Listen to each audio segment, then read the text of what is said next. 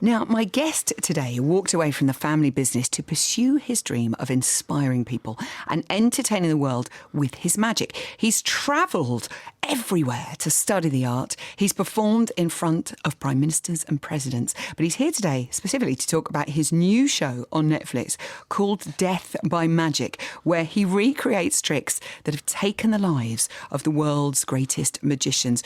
Please welcome to the show, Drummond Money-Coutts. How Hi, wonderful Zoe. to have you here. Thank you very much. I can see you just above all the crazy tinsel. Yes. Chris It's like a Evans, Christmas store. I know, it really is. He's gone quite very far. magical. Well, let's go back first of all and tell me about where this sort of love of magic and fascination with it came from for you. Do you know, for me, it was always magic in a much bigger concept than just the tricks of a magician. I think in the West we've come to see magic really as that, as tricks. And as soon as you, really for me, I travel as much as I can. You go to these right around the world, you see that magic has so many more, I think, dimensions to it, so many more connotations, so much more richness to it than I think in the West we sometimes give it credit for. So growing up for me, magic was this all-encompassing obsession with mysteries and mysticism and ancient, conspiracy theories and ancient Egypt. I had this fixation with for years and years.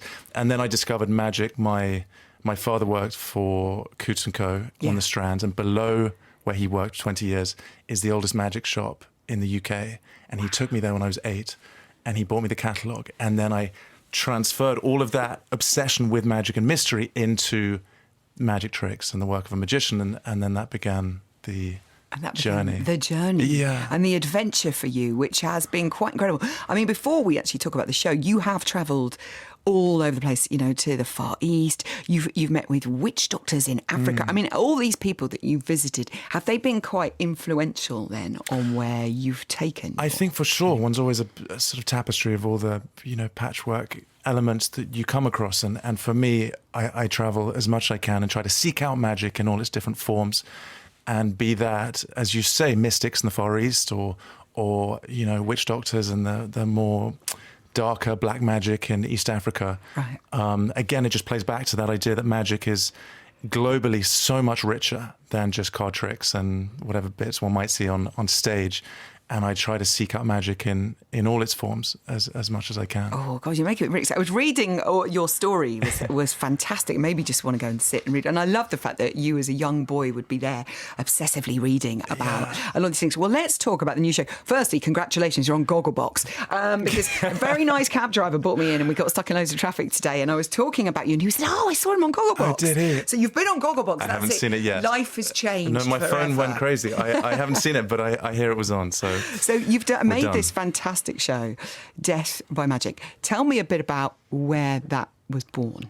So for me, in terms of the magic that I do, I love the idea that magic can be a vehicle for something bigger than just a piece of impossibility, that one could use it as a vehicle for something bigger than that. And for me, that's always been storytelling. I like to use magic as a means, as a prism through which you can tell great stories and celebrate these people and their feats and their accomplishments. So when I went to America and met this A. Smith, the production company that made the show, and we danced around this. What are the stories that would be best served that we could celebrate through magic? And then we struck upon the idea of finding these tragic stories, and there are far more than you might imagine. These unfortunate magicians that have died recently and way back. We go back to, there's one in 1911, there's two in 1930, right around the world in all of these places, and died in all kinds of horrible ways. But behind those stories lie these incredible spirits, the men who gave everything in search of the impossible and just sacrificed ultimately their lives in order to entertain people and to chase their own dreams. And it just seems like such a beautiful concept to complete their circle and wherever possible to complete the stunts that they, for whatever reason, weren't able to. My goodness me. So you're taking on something, I mean, these are fantastic stories that people get to know. And I know people are fascinated by things like this. But, I mean, the producers were like, yeah, we can do this. They didn't, I mean, the insurance on something, on a show like this, because these are tricks that at the time did take the lives of these magicians. So they're very dangerous. They're very dangerous. And there was always this moment where we were in this wonderful LA office with a whiteboard and everyone's doing the research and writing up these ideas. And then, invariably one ends up in South Africa or you end up in India, wherever it is, then walking onto set and seeing these horrible props or whatever's been made, and suddenly it becomes real and you realize the threat, the danger behind a lot of the things that I did. And the insurance discussions I was not privy to, but I know they were ongoing. Which of the? I mean, how many did you do in there this series? Eight episodes. There were eight episodes. Stunts. So this is 8 incredible stunts. Some are underwater. Some there's fire, guns, spikes. Was there? I mean, there one more than any of the others that terrified you, or I think that you were? For people that, if you see the show, the second episode, Miami, was very, very traumatic for me personally. I am chained up inside a car. The car is filled with water from effectively a fireman's hose through the roof. Fills up in about 15 seconds above my head. Right. And I had as I learned to swim as a child, I had this very bad accident, and it brought back. I trained with Navy SEALs, which you see in the show, but being in that chaos of that foaming water all around you, you see in the show, I have this sort of breakdown almost at the end of the show as the adrenaline dumps, and I cut my hand, and I'm having my hand wrapped up by paramedics, and it's a very real emotional moment that just so overwhelmed in a lot of these stunts by that adrenaline, the emotion of what it is, and I think Miami for me is certainly the most traumatic, and we left that on screen. We put that out there. The sort of aftermath of what that did to me emotionally. I haven't even taken a breath. This is only you talking about it. It seems rather apt that we should play Live Forever by Oasis. The good thing is he's here and he's talking about it, ladies and gentlemen. So it is a bit of a plot spoiler that we know you survived. We'll talk more about these incredible stunts after this. Oasis, Live Forever on Radio 2. Rather fitting, we feel. As Drummond Money-Coutts is with us, we're talking about his television show, which is out on Netflix now, that you need to watch immediately, Death by Magic, in which Drummond recreates some incredible feats by magicians that took their lives, actually. These are the tricks that went wrong for people. So we've talked briefly about the underwater escape. There's one called Human Tomb. Buried Alive. Buried Alive, yes. Which is, I don't know what, I watched some film once where someone was buried alive. My dad told me this amazing story about a man who was, because lots of people were buried alive with strange illnesses and stuff. Yeah. There was a man who was obsessed with the fact that he would be buried alive. So he'd invented all these different ways that if he was buried alive, that he would have like a string attached to his fingers that would ring a bell and stuff like that. Of course. Yeah, we touch on that in the show, actually. Ah, brilliant. Because they would open coffins sometimes and find scratch marks. Well, it was more than that also. Survived. When there were breakouts of plagues and things right around the world, people often would be, as soon as they appeared to be dead, they would be thrown into pits. And often when those pits were dug up, there would be signs that people actually hadn't been dead when they were buried. So it was a huge paranoia in Victorian Britain. And so they developed these safety coffins that had bells. So if you woke up in a coffin, you could ring the bell and somebody could dig you out. And this was a very real thing. But Human Tomb. Tell me what the original. So it's a tragic story, and actually in the show I meet the two sons of the man who died. He was in 1993 in Fresno, in California. He was called the Amazing Joe Burris. And his only dream was that he might be a very famous magician in Vegas and support his family. Yeah. And tragically, he created a Perspex coffin. He was lowered into the ground in front of hundreds of people. His sons were there at the time. They were 10 and 11. And as you see in the show, we were given the footage and photos of what happened. This time he had earth put on, but then the last couple of feet was concrete. And what you see in the show is that tragically, as the concrete reaches to fill the hole, it suddenly collapses, and you hear people screaming and people jumping in to drag him out. And he was 6-7 feet down, and tragically was crushed under it all. And his children were there to watch him. And in the show, I meet them, and it was, on the one hand, a privilege, just such a personally tragic moment to actually connect with the family that was obviously so affected by this, and really then, the opposite of what he would ever wish to create for his family. They were, it scarred them obviously for really the rest of their lives. And so that episode had a personal touch to it. Many of them that go back decades, but this one was more recent.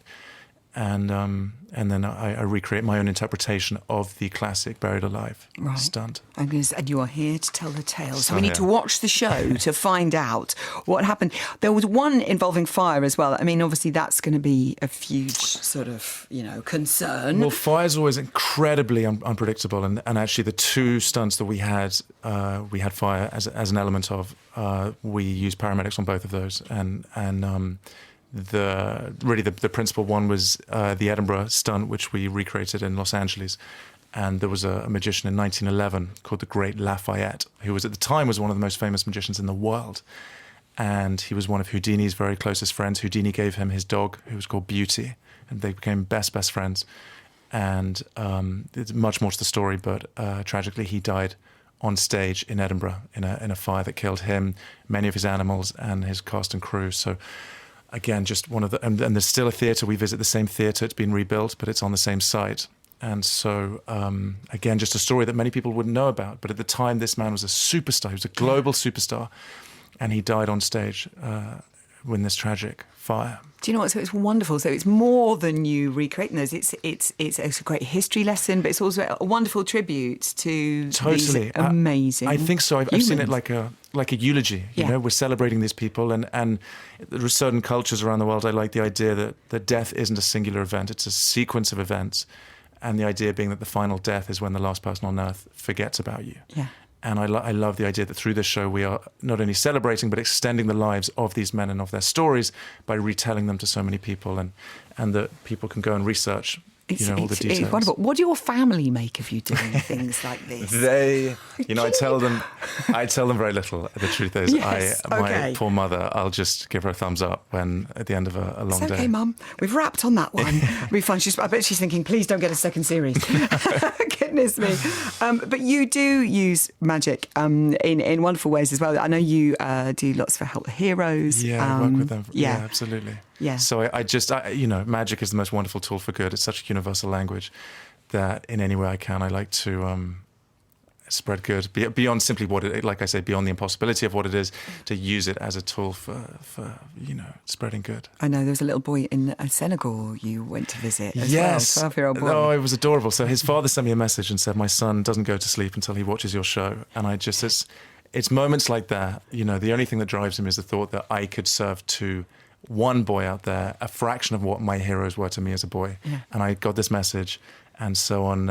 It was Boxing Day a few years ago. I flew out to Senegal, and I told him he was going to go meet a friend of mine to get a photo taken, and I spun this story, and then we ended up at this petrol station in Senegal, and I walked out, and he was there with his son, and we had this incredible moment.